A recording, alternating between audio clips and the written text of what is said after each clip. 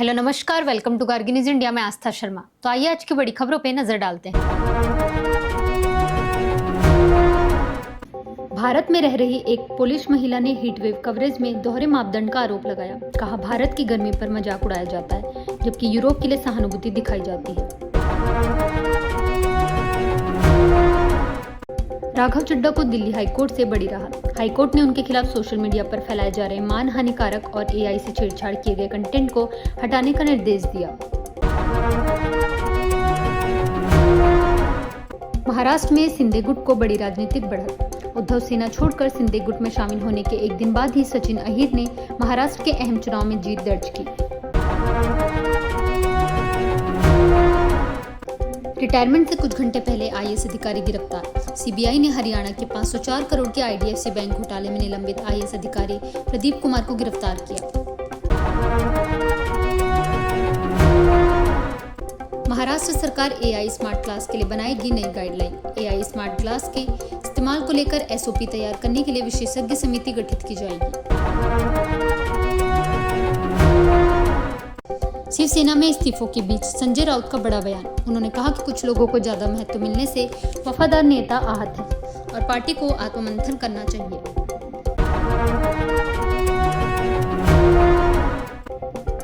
America ने 4 भारतीय कंपनियों पर लगे प्रतिबंध हटाए। रूस से जुड़े प्रतिबंधों की सूची से RRG engineering technologies, Lokesh machines, galaxy bearings और शौर्य एरोनॉटिक्स को बाहर किया गया। राम मंदिर दान मामले की जांच में नए खुलासे। 23 लाख की जमीन, 80 लाख की बरामदगी और नकदी गिनने से जुड़ी एक सुरक्षा एजेंसी जांच के दायरे में आई है। दान जांच के बीच राम मंदिर ट्रस्ट में सीईओ पद बनाने की तैयारी। प्रशासनिक व्यवस्था मजबूत करने के लिए ट्रस्ट सीईओ पद सृजित करने पर विचार कर रहे हैं। केंद्र सरकार ने ग्रामीण मजदूरी की नई दरें अधिसूचित की। नई अधिसूचना के तहत न्यूनतम दैनिक मजदूरी 300 तय की गई है।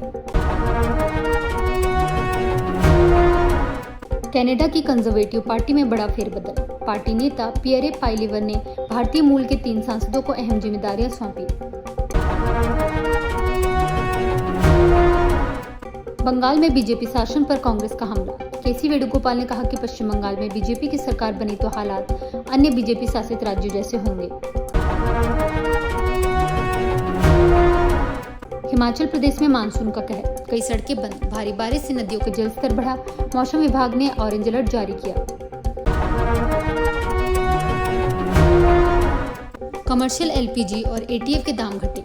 पश्चिम एशिया में तनाव कम होने के बाद कमर्शियल एलपीजी 5 किलो एफटीएल और एटीएफ सस्ता हुआ, जबकि घरेलू एलपीजी की कीमतें यथावत रही।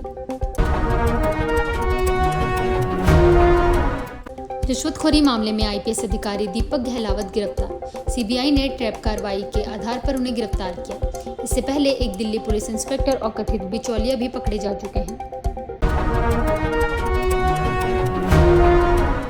यूक्रेन के ड्रोन हमलों से रूस में ईंधन संकट गहराया। तेल रिफाइनरियों पर हमलों के बाद रूस की ईंधन आपूर्ति प्रभावित हुई, जबकि यूक्रेन ने इसे रूस की सैन्य क्षमता कमजोर करने की रणनीति बताया। सुप्रीम कोर्ट ने जन्मसिद्ध नागरिकता को बरकरार रखते हुए राष्ट्रपति डोनाल्ड ट्रंप के इसे सीमित करने वाले प्रस्ताव को खारिज कर दिया। आगामी चुनाव से पहले पूर्व सेना प्रमुख गादी आइजेनकोट ने चुनाव अभियान की शुरुआत करते हुए बदलाव का संदेश दिया। सुप्रीम कोर्ट ने स्कूलों की लड़कियों की खेल टीमों में ट्रांसजेंडर लड़कियों की भागीदारी पर रोक लगाने वाले राज्य कानूनों को सही ठहराया। ईरान के मुख्य वार्ताकार मोहम्मद बाकर गालिबाफ ने कहा कि बातचीत जारी है, लेकिन जरूरत पड़ने पर ईरान युद्ध का जवाब देने के लिए भी तैयार है।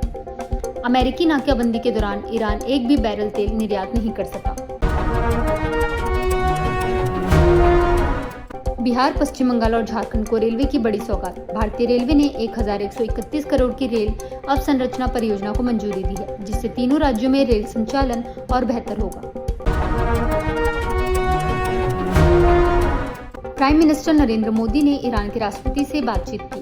प्रधानमंत्री नरेंद्र मोदी ने स्ट्रेट ऑफ हॉर्मज में सुरक्षित नौवहन पर जोर दिया। वहीं ईरान ने प्रधानमंत्री मोदी को ब्रिक्स शिखर सम्मेलन में शामिल होने का निमंत्रण भी दिया। प्राइम मिनिस्टर मोदी ने सुधारों और नियमों में ढील की प्रगति की समीक्षा की। केंद्रीय सचिवों के साथ बैठक में प्रधानमंत्री ने विभिन्न सुधारों की प्रगति का जायजा लिया और होल ऑफ गवर्नमेंट दृष्टिकोण अपनाने पर जोर दिया।